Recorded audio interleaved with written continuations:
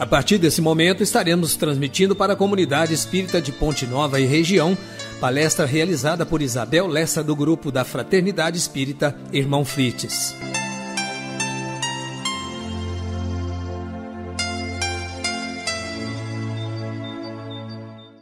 Boa noite a todos os ouvintes da Rádio Ponte Nova. É com satisfação que, mais uma vez, nós vamos fazer o estudo do Evangelho de Jesus. Na noite de hoje, nós vamos falar sobre uma das bem-aventuranças que Jesus nos trouxe. O bem-aventurados aqueles que têm puro coração. Essa passagem se encontra no Evangelho segundo o Espiritismo, no capítulo 8, e em Mateus, capítulo 5, versículo 8. Para realizarmos esse estudo, nos baseamos nas seguintes fontes: no Evangelho segundo o Espiritismo, no Livro dos Médiuns, no livro Respostas da Vida, de Francisco Cândido Xavier, e na Bíblia. O Evangelho de Jesus, ele é o maior estímulo que o espírito recebe quando esse é compreendido de forma reflexiva, dando nova finalidade à nossa vida. Por quê? A partir daí nós passamos a educar o nosso pensamento, porque o sentimento é o resultado da energia que provém do nosso sentimento, que é responsável por toda a manutenção de nossa estrutura perispiritual. Iniciando então, nós vamos nos reportar à época, no contexto histórico em que Jesus nos disse essa bem-aventurança. E vamos encontrar Jesus a caminho de Jerusalém, e como nós sabemos, Jesus era uma pessoa muito carismática e todos gostavam de ter a sua companhia. Então, à medida que Jesus ia caminhando para Jerusalém, muitas pessoas o acompanhavam e levavam consigo também seus filhos, ou seja, as crianças. E eles ficavam ávidos de levar essas crianças até Jesus para que Jesus as tocasse. Quando os discípulos percebiam, começaram a repreender esses pais, achando que poderiam estar incomodando Jesus. Quando Jesus viu isso, ficou indignado e lhes disse: "Deixem vir a mim as crianças, não as impeçam, pois o reino de Deus pertence aos que são semelhantes a elas. Digo-lhes a verdade. Quem não receber o reino de Deus como uma criança, nunca entrará nele." Em seguida, tomou as crianças nos braços, impôs-lhes as mãos e as abençoou. Então, Jesus aqui nos faz uma comparação. Ele não nos diz que o reino dos céus pertence às crianças, e sim para aqueles que são semelhantes a elas. Por que Jesus faz essa comparação? Porque as crianças, elas são alegres, são ingênuas, são espontâneas, são puras. Elas são simples no modo de falar e agir. Então, nesse momento, Jesus está nos dizendo que nós devemos ser dessa maneira, para que possamos ter o reino de Deus dentro de nós. Dessa forma, ele combate o orgulho, considerando-o o principal obstáculo ao nosso progresso. Então, para que o nosso coração seja realmente puro, é inseparável, a pureza do coração, ela é inseparável da simplicidade e da humildade. Nós precisamos excluir, então, de nós o egoísmo e o orgulho. A doutrina espírita nos diz que o orgulho é o pai de todos os males. É ele que desencadeia todos os outros defeitos. Só que, como não queremos admitir que somos ainda orgulhosos, nós falamos que é amor próprio. É o orgulho que nos impede de olhar para dentro de nós mesmos. Pelo orgulho, nos achamos grande coisa, nos achamos muito mais do que somos na verdade. O orgulhoso, ele não enxerga os seus defeitos, ele não admite o que tem de errado nele. No Livro dos Médiuns, a questão 228 nos fala o seguinte: que todas as imperfeições morais são portas abertas ao acesso dos maus espíritos. Aqui, porém, eles exploram com mais habilidade o orgulho, porque é a que a criatura menos confessa a si mesma. É por orgulho que discutimos, é por orgulho ferido que nos magoamos, e é o orgulho que dificulta o perdão. Outra manifestação do orgulho é o não saber perder.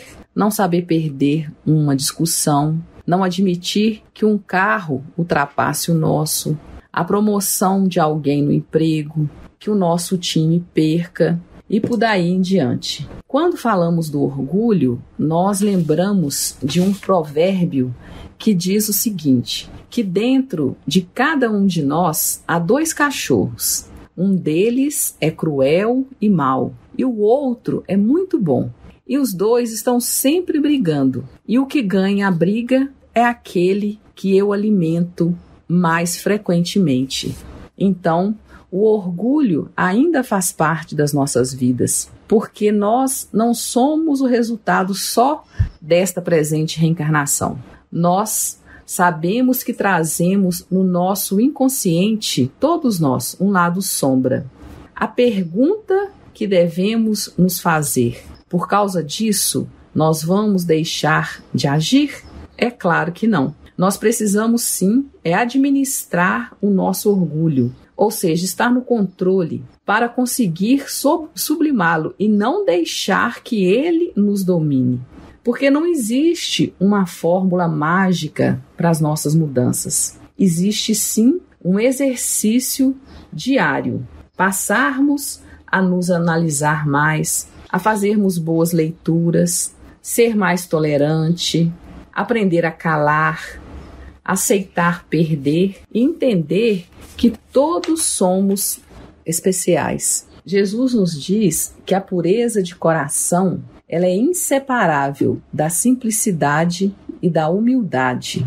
A simplicidade é próprio das pessoas sem melindres, das pessoas despretensiosas, descomplicadas. Humildade vem de humus, que significa solo fértil, que está preparado para receber a semente. Que no nosso caso, as sementes são os ensinamentos de Jesus. Humildade é próprio das pessoas que revelam evidente sinal de sabedoria e inteligência, pois têm consciência que sabem pouco e por esta razão estão sempre abertos a novos aprendizados. A humildade também é a chave para conquistarmos a simpatia das pessoas, enquanto que o orgulho afasta. E a humildade nos ajuda a perdoar mais fácil o nosso semelhante. Emmanuel dizia a Chico Xavier que nós só não erramos mais por falta de oportunidade. Mateus, no capítulo 7, versículo 3, nos diz o seguinte: por que você repara no cisco que está no olho do seu irmão e não se dá conta da viga que está em seu próprio olho? Ou seja, nós precisamos parar de ficar especulando, de ficar dando conta da vida do outro e procurar ter esse olhar para dentro de cada um de nós. É o que o Evangelho de Jesus nos propõe, como eu disse no início, nos levar a essa reflexão, que nós só vamos conseguir crescer à medida que nós tivermos com esse olhar direcionado para as nossas atitudes, porque só assim nós vamos conseguir trabalhar para o nosso crescimento, tanto moral, tanto o nosso crescimento espiritual. Também em Mateus, capítulo 6, versículos 22 e 23, Jesus nos diz que os olhos são a candeia do corpo, que se os seus olhos forem bons, todo o seu corpo será cheio de luz. Mas, se os seus olhos forem maus, todo o seu corpo será cheio de trevas. Então, a nossa visão é que ilumina ou não a nossa vida. A visão de compreender as pessoas, de como enxergamos as pessoas, as situações e os acontecimentos. Para que o nosso corpo seja cheio de luz, o nosso olhar deve ser um olhar sem preconceito, sem julgamento, um olhar misericordioso, porque nós nunca sabemos de onde virá a ajuda para nós ou para aqueles que nós estamos precisando socorrer. Tanto é que vamos falar agora sobre uma lição 16 que está no livro dos lindos casos de Chico Xavier, de Ramiro Gama, intitulada A Caridade e a Oração. A leitura nos diz de quando Chico ainda frequentava o centro em Pedro Leopoldo, o Centro Luiz Gonzaga, que certa feita algumas pessoas chegaram à reunião pedindo socorro para um cego acidentado. O pobre mendigo, mal guiado por um companheiro ébrio, caíra sobre o viaduto da Central do Brasil na saída de Pedro Leopoldo para Matozinhos, precipitando-se ao solo de uma altura de 4 metros. O guia desaparecera e o cego vertia sangue pela boca, sozinho, sem ninguém. Chico então alugou um pequeno pardieiro onde o enfermo foi asilado para tratamento médico. Curioso facultativo receitou graciosamente, mas aquele velhinho precisava de enfermagem e Chico cuidava dele à noite. Porém, durante o dia ele precisava atender às próprias obrigações, onde ele trabalhava como caixeiro. Havia, por essa época, na cidade de Pedro Leopoldo, uma pequena folha semanal, e Chico então providenciou para que fosse publicada uma solicitação, rogando o concurso de alguém que pudesse prestar serviços ao cego durante o dia, porque à noite ele próprio se responsabilizaria pelo doente. Alguém que pudesse ajudar, e não importava que o auxílio viesse de espíritas, católicos ou ateus. 6 dias se passaram sem que ninguém se oferecesse. Ao fim de semana, porém, 2 meretrizes muito conhecidas na cidade se apresentaram e disseram-lhe: Chico, lemos o pedido e aqui estamos. Se pudermos servir? Ah, como não? Respondeu Chico. Entrem, irmãs. Jesus há de abençoar-lhes a caridade. Todas as noites, antes de sair, as mulheres oravam com o Chico ao pé do enfermo. Decorrido 1 mês, quando o cego se restabeleceu, reuniram-se pela derradeira vez em prece com o velhinho feliz. Quando Chico terminou a oração de agradecimento a Jesus, os 4 choravam. Então, uma delas disse ao médium: Chico, a prece modificou a nossa vida. Estamos a despedir-nos. Mudamo-nos para Belo Horizonte a fim de trabalhar. E uma passou a servir numa tinturaria e a outra conquistou o título de enfermeira. Então, como nós podemos ver, ser puro de coração é procurar não dar audiência ao mal, é evitar a reclamação, é enxergar o bem em cada pessoa ou fato, é esperar o bem, pensar e agir no bem. A verdadeira pureza não está somente nos atos, está também no pensamento, porquanto aquele que tem puro coração nem sequer pensa no mal. Foi o que Jesus quis dizer. Ele condena o pecado mesmo em pensamento, porque é sinal de impureza. A pureza de coração está ligada à pureza de intenções. No livro Respostas da Vida, de Chico Xavier, temos a leitura intitulada Pensar, que nos traz ainda mais detalhado sobre a força do pensamento, nos dizendo que o pensamento é a nossa capacidade criativa em ação. A nossa vida será sempre o que nós estivermos mentalizando constantemente. Em razão disso, qualquer mudança real em nossos caminhos virá unicamente da mudança de nossos pensamentos. As leis do destino trarão de volta a cada um de nós tudo aquilo que nós pensarmos, tanto no que se refere ao bem quanto ao mal, que devemos observar a nossa vida, a nossa caminhada, que vamos verificar que nós mesmos é que estamos atraindo para o nosso campo de influência tudo o que nós possuímos. Que Deus é amor e não pune criatura alguma. A própria criatura é que se culpa e se corrige. Que em nosso íntimo a liberdade de escolher é absoluta. Depois da criação mental que nos pertence, é que nos reconhecemos naturalmente sujeitos a ela.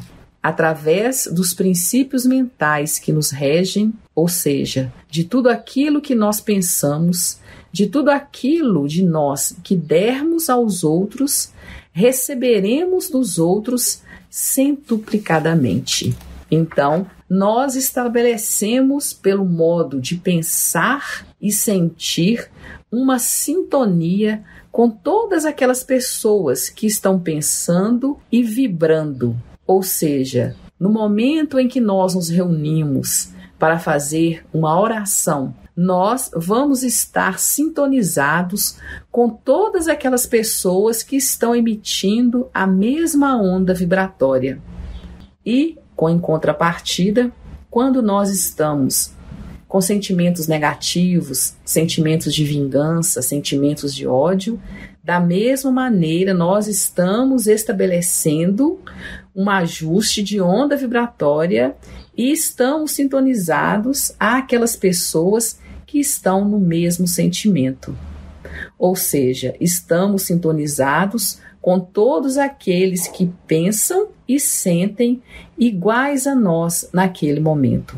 Por isso que o nosso pensamento é necessário que seja vigiado. Jesus já nos dizia: vigiai e orai, para não cairdes em tentação.